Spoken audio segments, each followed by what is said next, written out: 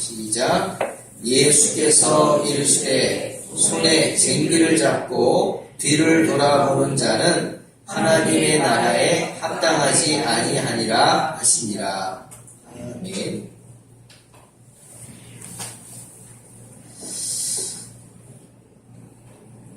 새해를 시작하면서 제가 한 가지 결심을 한 것이 있습니다. 제 마음가짐을 새롭게 하는 것인데요. 그 방법을 찾다가 그래 성경을 일독을 하자 이런 마음의 작정을 하였습니다. 그래서 나름대로 성경을 요즘 열심히 읽으려고 노력을 합니다. 근데 며칠 전에 우리 딸 유이가 박물관에 가서 나사로의 부활이라는 마루티오라는 유명한 화가가 그린 그림이 있어요. 그 그림을 보고는 사진을 찍어서 올렸어요. 그러자 그걸 본 이제 사모가 뜬금없이 저에게 이렇게 묻는 거예요. 목사님, 주님이 마르다 집을 찾은 게 언제죠? 오늘 오빠 나사로를 살리기 전인가요? 후인가요? 묻는 거예요. 근데 갑자기 머리가 하얘지는 거예요. 이게 언제지? 당황스럽더라고요. 그 무슨 말이냐고 물어보니까 주님께서 마르다의 집을 찾아오셨을 때 마르다가 막 투정했잖아요. 마리아가 말이야, 나는 지금 주님 대접하려고 막 부엌에서 일하는데 돕지는 않고 예수님 옆에 가가지고 말씀만 자꾸 듣고 있으니까 그게 얄미운 거예요. 저걸 왜 놔두냐, 혼내라고. 그런 말씀 하셨잖아요. 그게 언제냐는 거예요, 그게 나사로가 부활한 훈지, 저지치. 뭐지? 갑자기 하얘졌어요. 그래서 내가 이렇게 대답을 했어요. 글쎄, 내가 아직 신약까지는 읽지 못해서 모르겠다고. 이제 사무엘 읽고 있다고. 복음서 다 읽으면 내가 얘기해 줄게. 그렇게 얘기했어요. 네. 밥 얻어먹으려면 저 복음서까지 빨리 읽어야 될 것 같아. 예. 신명기 20장을 읽는데 1절 말씀이 강하게 제 눈에 들어왔습니다. 내가 나가서 대적과 싸우려 할 때 라는 말씀이에요. 내가 나가서 대적과 싸우려 할 때. 오늘 읽었죠. 주님께서 우리에게 적군과 싸우려 할 때에 싸우기 전에 우리가 어떻게 해야 할지를 말씀해 주시는 것입니다. 사랑하는 성도 여러분, 주님께서는 세상을 향해 나아가는 제자들을 보고 마태복음 10장 16절에서 보라, 내가 너희를 보내니 양을 이리 가운데 보냄과 같다 말씀하셨어요. 이리가 누굽니까? 양의 적이죠. 네? 근데 주님이 지금 당신의 제자들을 복음 전하러 세상으로 보내시면서 이렇게 말씀하신 거예요. 내가 너희를 보내니 양을 이리 가운데 보낼 것 같다. 적들 속으로 보낸다. 그런데 마태복음 13장 25절에서 주님 또 세상을 향해서 이렇게 말씀하셨어요. 세상은 좋은 밭에 알곡을 뿌려 놓았더니 사람들이 잘 때 그 원수가 와서 곡식 가운데 가라지를 덧뿌리고 간 것과 같다 말씀하셨습니다. 무슨 말이에요? 이 세상은 곡식과 가라지가 함께 크고 있는 곳이란 말이죠. 그러니 세상이 어떻겠습니까? 치열하겠죠. 주님 말씀처럼 이 세상은 알곡도 자라지만 가라지도 함께 섞여 자라는 곳이에요. 밭의 영양분은 정해져 있겠죠. 땅은 정해져 있죠. 그런데 그 땅에서 그 영양분을 서로 차지하기 위해서, 빼앗기 위해서 얼마나 경쟁이 치열하겠어요. 곡식과 가라지가. 가라지가 알곡의 영양분 빼앗아 먹으려고 얼마나 달려들겠냐고요. 가라지는 나쁜 거잖아요. 그러니 얼마나 방법을 써서 수단과 방법 가리지 않고 달려들어가지고 곡식을, 알곡을 괴롭히고 죽이려고 하겠느냐는 거죠. 그렇게 우리가 사는 세상은 알곡과 가라지가 서로 막 싸우는 그런 전쟁터라는, 그렇게 생각하십니까? 그런 전쟁터에 정신줄 놓고 살면 어떻게 되겠어요?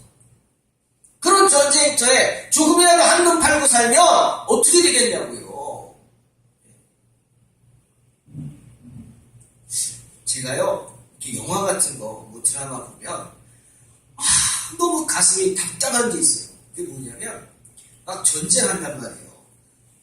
그러면 물론 이해를 하려고 해요. 친한 동료가 같이 전쟁에서 싸우잖아요.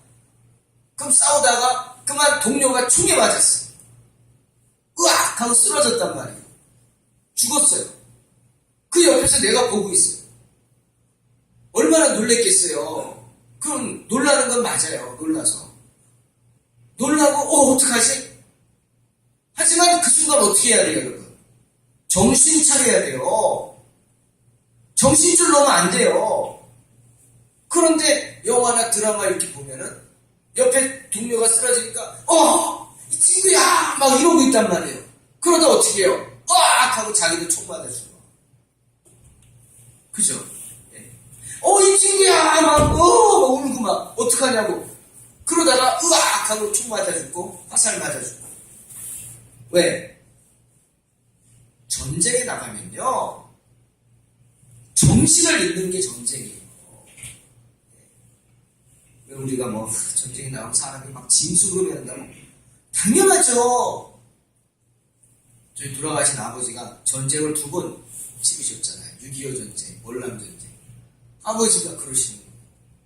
전쟁에 나가면요, 군인들이 뭐 대대장으로 가셨지만 부하들이 눈동자가 달라진대요. 눈동자가 무섭대요. 본인도. 나도 눈동자가 달라지고. 왜? 피를 보거든. 사람이 옆에서 죽어가는 걸 보거든. 잔인해질 수밖에 없다는 거예요. 물론 우리가 참 빚이 많잖아요. 베트남에 갚아야 되는데 너무나 우리가 그분들에게 해를 끼쳤죠. 인정할 건 해야죠. 우리는 용병이었지만 많은 분들을 생명을 빼앗았죠. 전쟁이라는 명목으로. 무서워한대요. 다이안, 무서워한대요. 왜? 뒤집어지는 거예요. 전쟁은 그런 곳이에요. 내가 죽이지 않으면 내가 죽잖아요. 근데 옆에서 동료가 죽었다고, 야, 동료야, 하고, 그럼 나도 죽는 거예요. 어디 정신줄 놓고 있습니까? 더 그럴수록 막, 살려고 발버둥치고, 살기 위해 애써야 되는 게 전쟁이다. 우리가 사는 세상이 그렇다고요. 사탄이 얼마나 나쁜 존재입니까? 그 사탄이 우리를 죽이려고 달려들고 있는데, 우는 사자처럼. 우리는 정신줄 놓고, 딴 생각하고 있으면 한 번에 훅 가는 거예요, 그냥. 그래서 사도 바울이 우리에게 뭐라 그랬어요? 무장하라 그랬어요. 에베소서 6장에. 마귀의 괴계를 능히 대적하기 위해 하나님의 전신갑주를 입으라 그랬어요. 우리 싸움은 단순히 혈과 육에 대한 게 아니다. 여러분, 사람 간에 나라와 나라의 전쟁도 이렇게 무서운데 그거 아니다. 그보다 더 무서운 전쟁이다. 정사와 권세와 이 어두운 세상 주관자들, 특히 하늘에 있는 악의 영들과 전쟁하는 거예요. 하늘에 있는 악한 영들과 전쟁하고 있단 말이에요, 우리가. 그런데 한눈 팔고 있으면 어떻게 합니까? 우리는 그런 세상에서 살아가고 있어요. 혼자만 잘 살면 됩니까? 나만 잘 먹고 잘 살면 돼요? 여러분 생각해 보세요. 여러분만 잘 살면 됩니까? 여러분이 혼자입니까? 가족이 있잖아요. 가정이 있고 가족이 있고 형제 자매가 있고. 난 몰라? 안 돼요. 손가락이 하나 아파보세요. 얘만 아픕니까? 얘 때문에 밤새 잠을 못 자잖아요. 온몸이 아프잖아요. 마찬가지예요. 우리 인생은. 우리는 그렇게 관계 속에 살아갑니다. 그런데 그런 관계를 회방하는 존재가 있어요. 그게 영적인 존재, 사탄이라는 말이에요. 그 사탄이라는 놈이 우리의 관계를 그렇게 회방해서 힘들게 하고 아프게 하는 거예요. 그래서 세상은 생각대로 되지 않고요. 세상은 우리 뜻대로 되지 않고요. 세상은 우리 계획대로 되지 않는 거예요. 그래서 솔로몬이 전도서 8장 7절에서 뭐라 그랬어요? 사람이 장래일을 알지 못하나니 장래일을 가르칠 자가 누가 있겠냐? 모른단 말이에요. 한치 앞을 모르는 게 인생입니다. 그런데 어떻게 한눈 팔고 살 수 있겠어요? 얼마 전에 한 분 이야기를 또 들었었는데 한 번 또 듣고 나니까 마음이 또 새롭더라고요. 제가 마음가짐을 잡는데 철저한 무신론자였어요. 이분이 아주 대표적인 무신론자. 신은 없다. 하나님 없다. 하나님이 어디 있냐? 그분의 글에도 막. 저도 이분을 금연을 떠나서 개인적으로 좋아했어요. 글을 참 잘 쓰시고요. 글을 읽어보면 지혜와 그 글솜씨에 감탄합니다. 특히 우리 그 오랜 역사와 문화에 대해서 아주 그냥 잘 아시는 분이에요. 그분이 그래요. 그렇게 실력이 있었기 때문에 내가 나름 교만했대요. 그러니 하나님 안 믿죠. 공공연하게 매스컴에 나와서 신은 없다고. 그런 분이었어요. 대표적인 무신론자. 그런데 그렇게 잘 나가던 분이 어떻게 됐어요? 본인 표현대로라면 꼬꾸라졌어요. 꼬꾸라졌대요, 내가. 누구 때문에? 딸 때문에 꼬꾸라졌대요. 그렇게 아끼던 딸이 미국에 가서 결혼했는데 실패했죠. 우리가 이름만 대면 잘 아는 분이에요, 남편이. 정치에 나오는 분이죠. 그러고는 갑상선암으로 본인이 고통받고 암투병하다가 사고로 큰 아들을 잃어버리고 둘째 아이는 또 자폐 판정받고 완전히 가정이 깨지고 엉망이 된 거예요. 그런 딸을 보니까 나는 잘났는데 나는 최고인 줄 알았는데 마음이 너무 아파서 내가 할 수가 없으니까 어쩔 수 없으니까 꼬꾸라졌다는 그 고통받는 모습을 보고 하지만 그 딸이 그 고통 속에서 누굴 만났어요? 주님을 만났어요.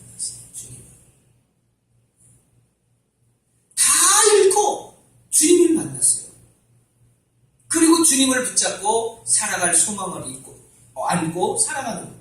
변화되는 거예요.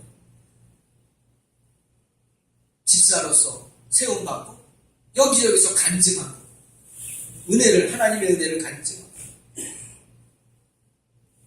여러분 생각해보세요. 잘 되는 사람들이 막 간증하는 거는 별로 듣고 싶지 않잖아요. 사람 참 그렇죠. 그런데 정말 어떻게 저럴 수가 있지? 하는 사람이 감사하고 하나님의 은혜를 찬양하고 간증해보세요. 그게 얼마나 은혜가 됩니까? 또 그게 은혜고. 그 모습을 보고 이 아버지가 기가 막힌 거예요. 이게 뭐지? 꼬꾸라지는 거예요.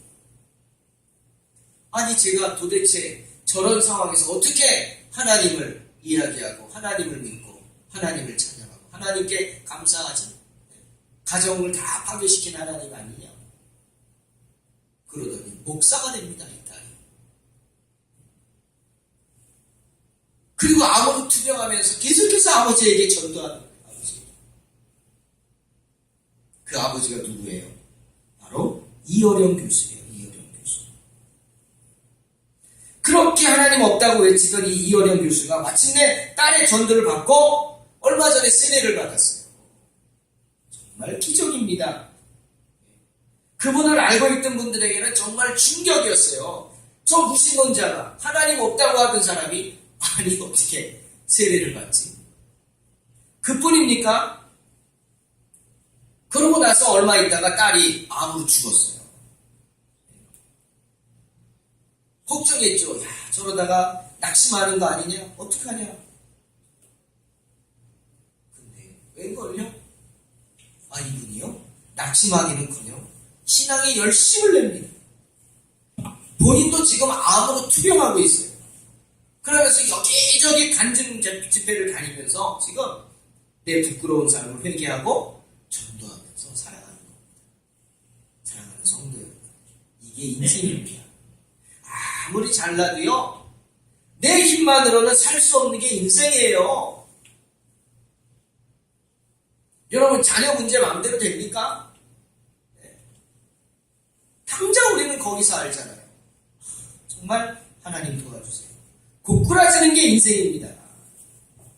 세상 권세 잡은 사탄이 그렇게 흔들어 놓고 있기 때문이에요. 그러니 사탄을 대적해야 합니다. 어려움 당해가지고 믿지 않은 사람들처럼 부모 원망하고 부모 탓하고 세상 탓하고 자기가 부족한 거 생각 안 하고 세상이 나를 모른다고 세상이 썩었다고 그러고 아이고 내 팔자야 안 믿는 사람처럼 팔자 타요. 그렇게 살겠습니까? 아니죠. 성도라면 그렇게 살 수 없어요. 하나님 의지해야죠.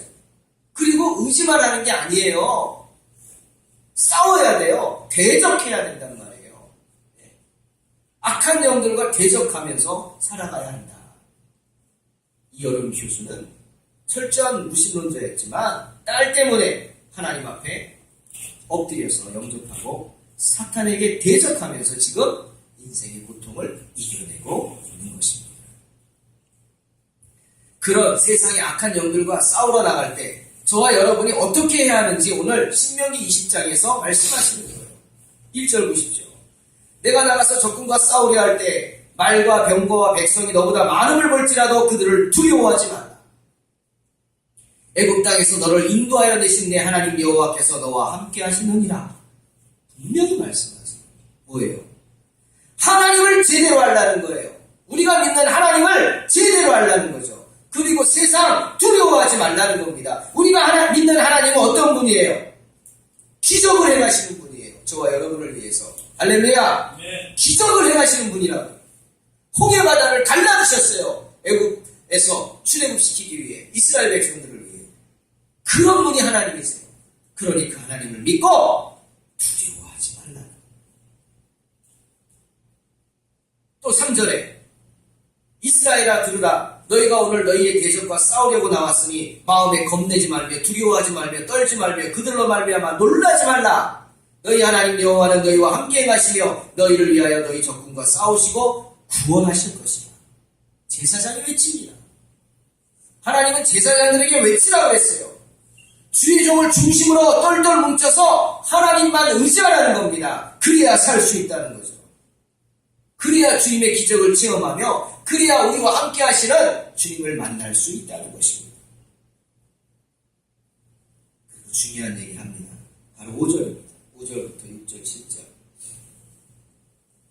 새 집을 건축하고 낙성식을 행하지 못한 자가 있느냐? 집으로 돌아가라. 포도원 만들고 과실을 먹지 못한 자가 있느냐? 역시 집으로 돌아가라. 여자와 약혼하고 그와 결혼하지 못한 자가 있느냐? 그도 역시 집으로 돌아가라. 책임자들이 한 사람 한 사람을 만나서 그들의 말을 들어보고 그들의 마음을 만져보고 그들의 마음가짐을 새롭게 하는 거예요. 왜 돌아가라고 합니까? 그런 사람들은 불안한 마음을 갖기 때문에 야, 내가 이러다가 새 집 지어놓고 그 집에 들어가 살아보지도 못하고 죽는 거 아니야? 전쟁에 나가서 야, 내가 새 포도밭 샀는데 저거 심어놓고 자라서 첫 열매 따먹지도 못하고 죽는 거 아니야?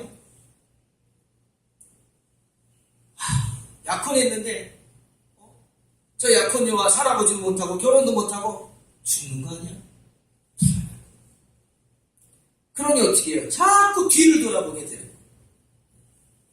그러니 8절에 그렇게 뒤를 돌아보면서 두려워서 마음이 허약한 자는 가라고 하는 거예요. 뒤돌아보면서 마음에 겁내는 자들은 다 집으로 돌아가라는 겁니다. 왜? 그 두려움이 망치기 때문이에요. 그 두려움이 무리를 망칩니다. 그 한두 명이 그 두려움이 전쟁에서 패할 수 있게 만드는 거예요. 그러니 적군과 싸우려 할 때 뭐가 중요해요? 우리의 마음가짐이 중요하다는 거예요. 마음가짐.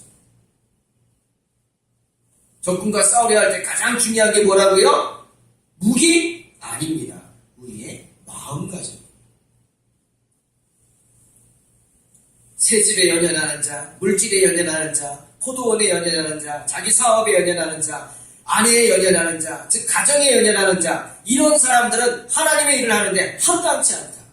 때문에 오늘 누가복음 9장 62절 손에 쟁기를 잡고 뒤를 돌아보는 자는 하나님 나라에 합당치 않다. 분명히 말씀하시는 겁니다.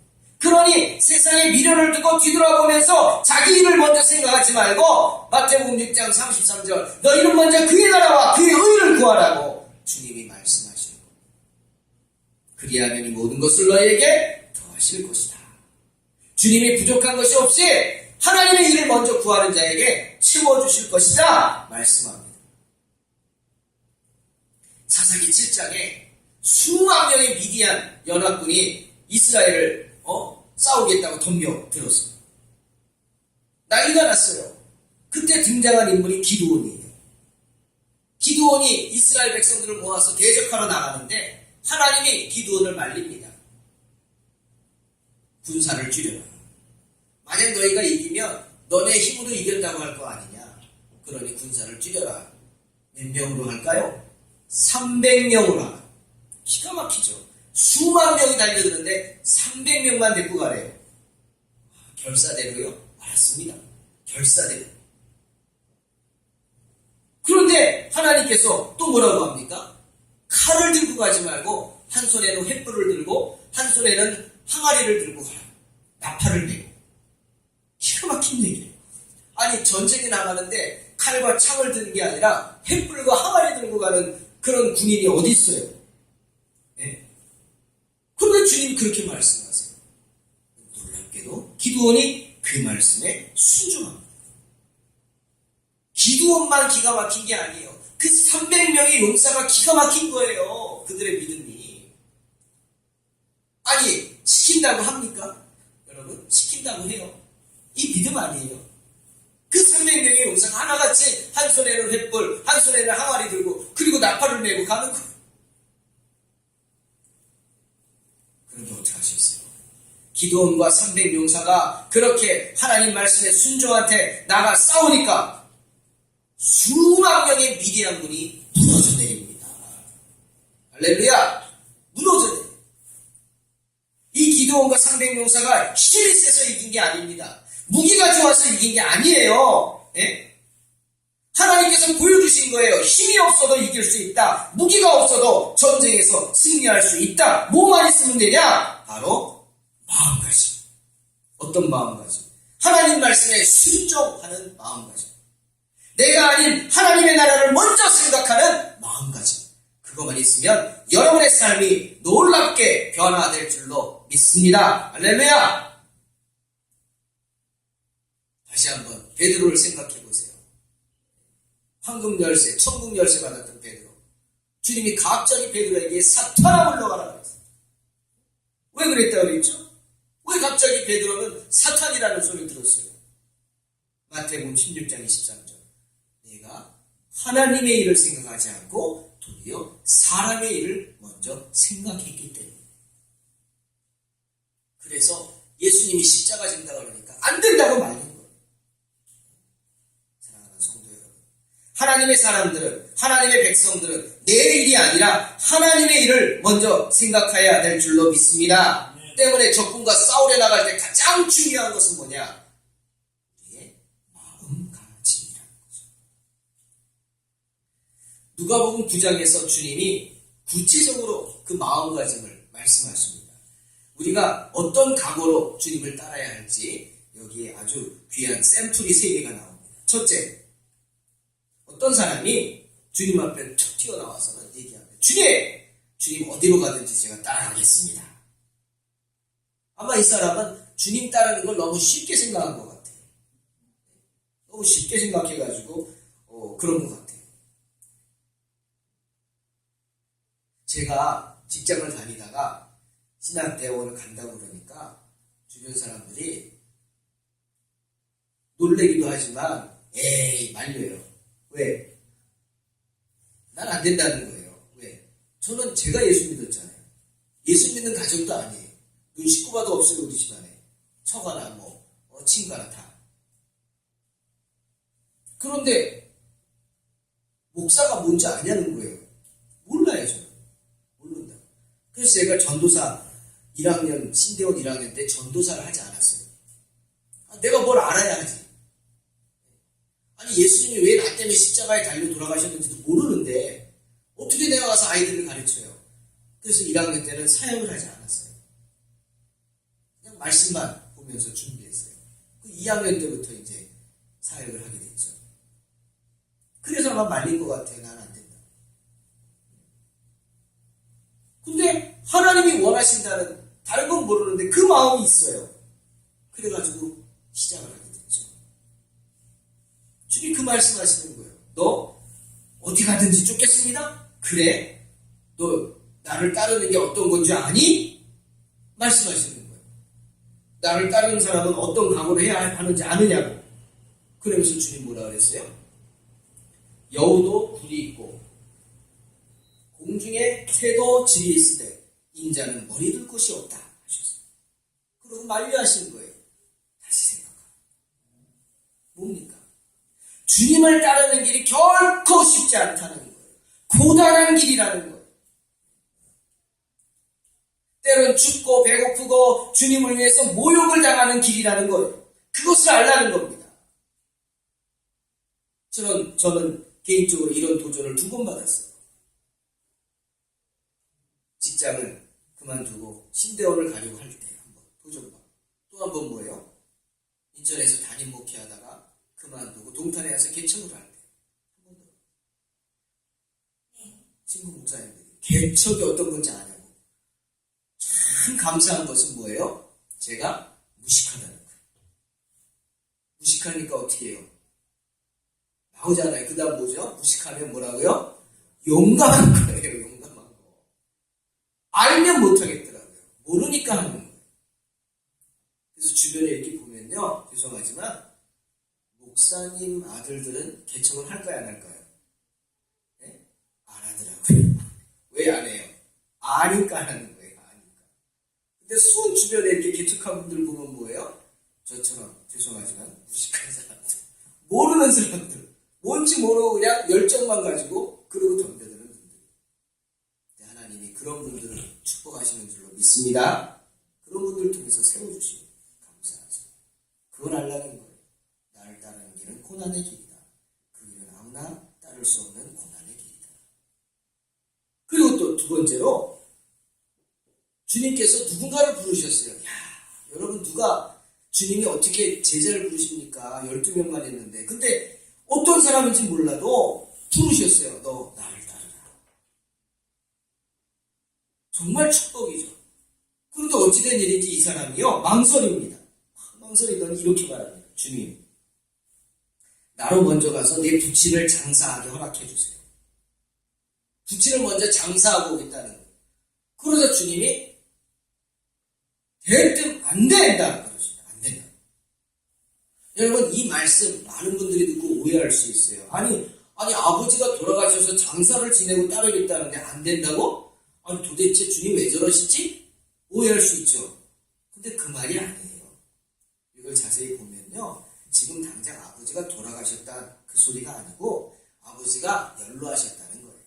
그러니 아버지가 지금 연로하시니까 내가 돌봐야 됩니다. 그러니까 지금은 따를 수 없습니다. 아버지가 돌아가신 후에, 장사한 후에 그 다음에 내가 주님 따르겠습니다. 이 말이에요. 그러자 주님께서 대뜸 뭐라고 하십니까? 죽은 자들로 자기 죽은 자들을 장사하게 하고 너는 가서 하나님의 나라를 전파하라. 복음 전파가 더 시급하다니 당장 떠나라는 겁니다. 복음 전파가 더 시급하니 당장 떠나라고. 죽은 자들은 죽은 자들에게 맡기라고. 여러분 사명자는요, 그 사명이 무엇보다도 앞선다는 사실을 알아야 합니다. 그런 각오와 결단이 있어야 된다는 거죠. 하나님의 일은 그렇게 하는 겁니다. 그리고 또 3번째로 부름받았던 또 다른 사람, 또 누구를 부르셨는데 이렇게 말합니다. 주님, 제가 주님 쫓겠습니다. 그런데요, 잠깐만요. 내가 먼저 가서 가족들과 작별 인사를 하고 오겠습니다. 여러분, 이 말도 참 기가 막힙니다. 예수님 따르는 길이 죽으러 가는 길입니까? 왜 작별 인사? 예수님 따르는 길이 뭐 감옥에 갇히는 겁니까? 오랜 기간 못 만나는 거예요? 왜 작별 인사를 하러 간다고 그러죠? 이거는 마음가짐이 잘못된 거예요. 사명은 그렇게 나 이제 굽겠다 이런 건가? 아유, 주님께 부름 받았으니 나는 이제 끝났다. 내 인생은 이제 없다. 이제 죽으러 가는구나. 아마 이런 생각을 한 거 아닙니까? 하나님 그런 분은 부르지 않았습니다. 그래서 주님 뭐라고 그랬어요? 고린도후서 9장 7절. 각각 그 마음에 정한 대로 할 것이요 인색함이라 억지로 하지 말라. 억지로 하지 말라. 하나님은 즐겨내는 자를 사랑한다. 여러분, 전도의 사명은요, 자원하는 마음으로 기쁨으로 감당해야 되는 줄로 믿습니다. 부끄럽지만 제 얘기를 좀 할게요. 1996년이에요. 꽤 오래됐어요. 제가 이제 전도사로 목사 안수를 받고 부목사를 해야 되는데, 어떻게 아는 분이 저를 강력 추천해가지고 제주도를 가게 됐어요. 제주 영락교회 이제 부목사로 청빙을 받고 가는 거예요. 왜? 주의 종들은 이런 게 있어요. 주여 두 가지. 하나, 아골골짝 빈들에도 복음 들고 가겠습니다. 뭐 이거 하나 하고요. 또 하나는 주님 먼저 부르시는 곳에 가겠습니다. 뭐 이런 게 있어요. 암암리에. 먼저 오라고 먼저 하는데 먼저 가겠다. 그건 내 의사가 아니니까. 그런데 하필이면 제주도에서 나를 오라고 제일 먼저 부른 거예요. 청빙이 온 거예요. 제일 먼저. 그래가지고 이제 고민이 많이 됐죠. 그럼 어떻게 하나님 앞에 그렇게 약속을 했는데. 그래가지고 이제 가기로 했어요. 가기로 했는데 지금이야 뭐 제주도 가면 야 좋겠다 여행 가냐 뭐 이러겠지만 그 1996년 20 뭐예요? 30년인가요? 그렇게 20 몰라 하여튼 오래전에 그 오래전에는 아니에요. 정말 거기 외진 곳이었어요. 갔더니요 얼마나 삭막한지 오죽하면 우리 아들놈이 그때 4살인가 5살인데 가자마자 그러는 거예요. 아빠 맥도날드도 없고 막 그러는 거예요. 아무것도 없는 거예요. 뭐 다들 그러죠. 아니 서울에 교회도 많은데 왜 굳이 거기까지 아무 연구도 없는데 가냐고. 근데 내가 원서를 낸 것도 아니고 나를 아는 분이 아마 필요로 해가지고 막 그러니까 저를 추천해서 거기서 막 청빙이 온 거. 그래가지고 결단하고 갔어요. 그래, 성령의 부르심이지. 그래서 4살 된 아들 손을 잡고 2살 된 딸을 안고 그리고 사모 뱃속에는 셋째가 이제 품어있고 이제 셋을 데리고 가는 거예요. 제주도. 부모님들하고 가족들이 배웅을 나왔어요. 김포공항에. 근데요 그때 얼마나 눈물이 나는지 모르겠더라고요. 죄송한 말이지만 꼭 유배가는 것 같았어요. 그때는. 유배가는 것 같았어요. 근데 부모님이 우시는 거예요. 어머니가 울고. 왜 그런지. 그러니까 그거 보니까 꾹꾹 참고 있는데 저도 막 눈물이 나는데 아니 사모도 우는 거예요. 다 우는 거야. 사역질 가는데 이거 아닌데 막 그러면서 눈물이 나는 거예요. 그러자 성령이요 4살 된 우리 아들 입을 통해서 입술을 통해 호통치십니다. 갑자기 아들놈이 그럽니다. 아니 하나님 일 이뤄가는데 왜 울어요? 그러는 거예요. 와 그때 정신이 번쩍 났어요. 하나님 일 하러 가는데 왜 우냐고. 맞잖아요. 그겁니다. 손에 쟁기를 잡고 뒤를 돌아보는 자는 하나님 나라에 합당치 아니하니라. 뒤돌아보지 말아야 합니다. 페르시아 왕 아하수에로 때 그곳에 살던 유대인들은 큰 위기 닥쳤어요. 하만이라는 사람이 총리가 됐는데 이 사람이 아말렉 사람이에요. 아말렉은 유대인들과 철천지 원수입니다. 왜? 하나님이 그랬어요. 모세에게 아말렉을 도말해버리라. 천하에서 그 기억함이 없게 하라. 아말렉으로 더불어 대대로 싸워라 명령하셨어요. 왜 그랬느냐? 이 아말렉이요 아주 치사한 민족이에요. 이스라엘이 출애굽할 때 광야를 가는데 누가 제일 뒤처질까요? 연약한 사람들, 나이든 노인들, 아이들이 뒤처지겠죠. 그럼 이 아말렉이 숨어있다가 앞으로 덤비지 못하고 뒤에 처진 사람들을 가서 해코자 죽이고 해치고. 그러니까 이 이스라엘 사람들이 얼마나 마음이 상처가 되겠어요. 얼마나 아프겠어요. 약한 사람들을 건드리니까. 그 아말렉이 그런 족속이었어요. 치사한 족속. 그 하나님이 화가 나셔서 그 아말렉을 없애버려요. 지금 아말렉이라는 존재가 없어요. 근데 이 하만이 어떻게 살아남은 아말렉 족속이었어요. 유태인들을 다 죽여버리겠다. 총리가 됐으니까. 그래서 나를 잡았어요. 불임절이라. 이때 이스라엘 페르시아에 있는 모든 유태인들을 죽이겠다. 근데 그 계획을 모르드게가 알았어요. 그래서 모르드게가 왕비 에스더에게 도움을 청합니다. 이 에스더는요, 이스라엘 포로 출신이라 부모도 없고 세력도 없는데 왕비가 될 수 없는 여자예요. 그런데 하나님의 섭리로 이 모르드게가 관원이었는데 모르드게의 먼 친척이 돼서 수양딸이 돼서 있었어요. 그래서 왕비로 간택이 됐어요. 막강한 페르시아의 왕비로 부귀영화를 누리는 에스더였어요. 그런데 그 에스더에게 모르드게가 우리 살려달라고, 네가 나서서 왕에게 가서 이 하만의 계략을 말하고 우리를 살려달라고 얘기하라고 하는 거예요. 그런데 당시 왕궁에는 무서운 법이 있죠. 아무리 왕비라 해도요, 왕이 부르지 않는데 왕에게 가면요, 자객으로 오해받아서 죽을 수도 있어요. 그래서 에스더는 망설이는 거예요. 망설이는 거죠. 그 말 듣고. 그러고는 사람을 보내서 모르드게에게 말합니다. 아버님, 왕이 저를 찾지 않은 지가 벌써 한 달이 됐습니다. 뭔 말이에요? 할 수 없다는 거예요. 비록 제가 왕비지만 왕이 부르지도 않았는데 함부로 나갈 수 없습니다. 만약 그랬다가 왕이 이렇게 금호를 내밀지 않으면요, 저는 죽습니다. 뭔 말이에요? 못하겠다는 거예요. 가만히 있어도 왕비로서 부귀영화를 누리며 살 수 있는데 왜 내가 굳이 그런 위험한 일을 합니까? 그 소리 아닐까요? 정말 위기가 왔어요. 유태인들이 유일하게 믿었던 에스더가 못한다 그러는 거예요. 자기 다 몰살당할 위기인데 나는 할 수 없다는 거예요.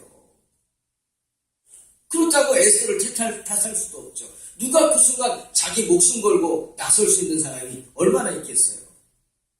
그래서 그 말을 들은 모르드게가 다시 사람을 보내서 에스더에게 이렇게 말합니다. 그게 에스더 4장 13절 14절 말씀.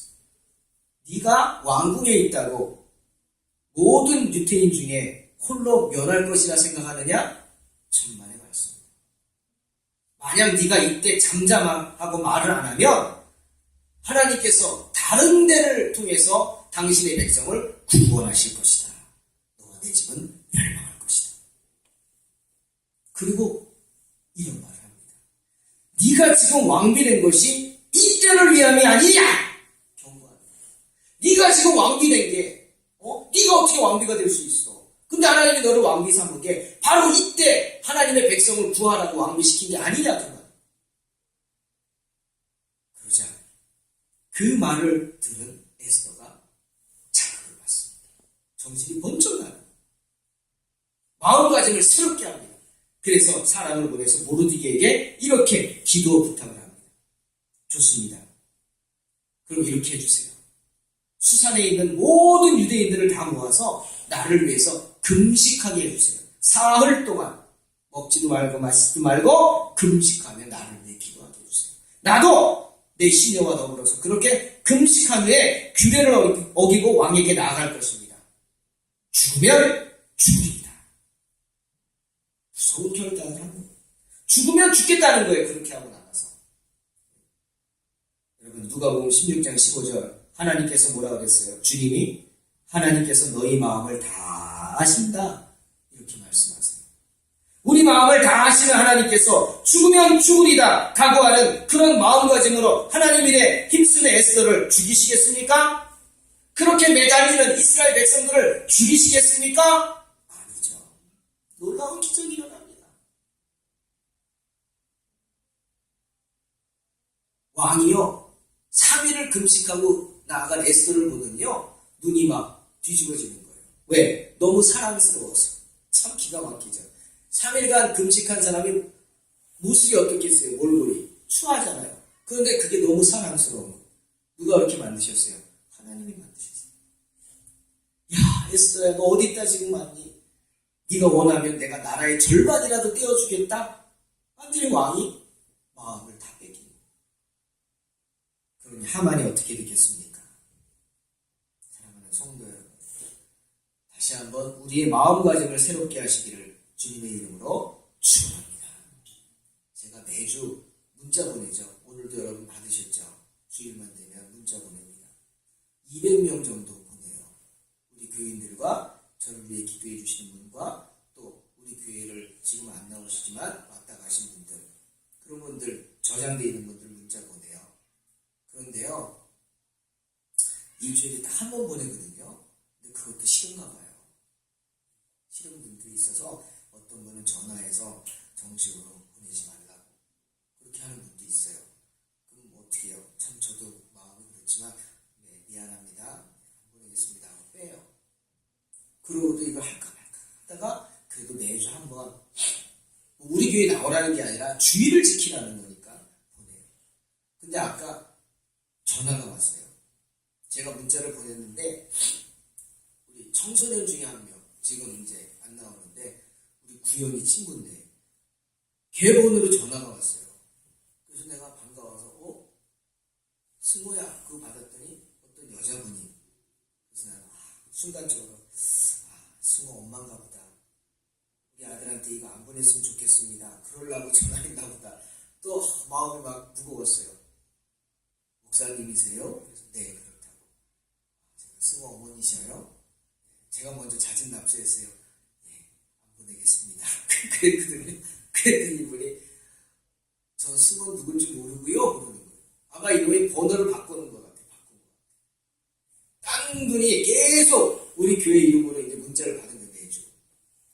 목사님 목소리 한번 듣고 싶어서 전화했습니다. 누군지 모르지만 그러는 거예요. 네? 저는 저기 가산 디지털 단지 안에 요양병원에서 일하는 사람이에요. 그런 분이에요. 근데 매주 목사님이 문자 보내주시면 오늘은 제가 그걸 까먹고 안 했어요. 그날 설교할 본문을 한 구절 넣어서 보내거든요. 근데 오늘은 어떻게 하다 보니까 본문 없이 그냥 보낸 거예요. 그래서 목사님 보내주신 걸로 매주일날 여기 세 사람이 그 문자를 받고 말씀을 나누면서 예배드리고 은혜를 받는데요. 와, 그 말을 듣는데요. 심장이 뛰는 거예요. 근데 오늘은 말씀을 안 보내주셨네요. 내가 오늘 말씀을 안 보냈잖아요. 네? 그 말씀으로 매주 예배를 드리는데 우리 세 사람이 너무나 감사하고 감격하고 은혜를 받는데요. 감사하고 감격하고 은혜를 받는데요. 그렇게 표현하시더라고요. 내가 뭐 한 거지? 난 그냥 문자 보낸 건데 오늘은 말씀 구절이 없어서 목소리를 듣고 싶고 전화를 한번 해보고 싶어서 전화를 했대요. 그래서 요양병원에 어디 아프세요? 그랬더니 아니래요. 여기서 일하는 사람이에요. 알겠습니다. 바로 보내드릴게요. 그리고 또 말씀을 해가지고 짧게 결론해가지고 보냈어요. 또 전화 왔어요. 목사님 감사합니다. 누구신지 모르는데 이렇게 우리에게 힘을 주셔서 감사하다고. 사랑하는 성도 여러분, 마음가짐입니다. 저는 한 거 없거든요. 그냥 문자 하나 보냈을 뿐인데 그 문자가 거기에 있는 세 분의 영혼을 기쁘게 합니다. 할렐루야. 이게 하나님의 일이에요. 그 말씀 한 구절이 그분의 마음가짐을 새롭게 하는 거예요. 일주일간의 일용할 양식이 되는 거예요. 저는 오늘 너무 기뻤어요. 그래도 내가 뭔가를 하고 있구나. 내가 뭔가를 하고 있구나. 눈에 보이는 것만이 다가 아니구나. 와, 내가 그래도 하나님을 기쁘시게 하는 일을 하고 있구나. 사랑하는 성도 여러분, 죽으면 죽으리라 작정한다면 못할 게 뭐가 있겠습니까? 우리의 삶이 놀랍게 변화될 줄로 믿습니다. 이런 믿음으로 승리하시기를 주님의 이름으로 축원합니다. 기도하겠습니다. 하나님 감사합니다. 정말 눈에 보이는 것이 다가 아님을 저희들 믿습니다. 눈에 보이는 것을 믿으면 누가 믿으리요? 말씀처럼 우리는 보지 못하는 것들을 바라보며 바라는 것들을 바라보는 그런 믿음을 가지고 있습니다. 마음가짐을 새롭게 하여 주시옵소서. 그래서 주님만 의지하고 사탄을 대적함으로 주님의 능력받아 승리하는 삶을 살게 하여 주시옵소서. 예수님의 이름으로 기도합나이다. 아멘. 240장 찬양합니다.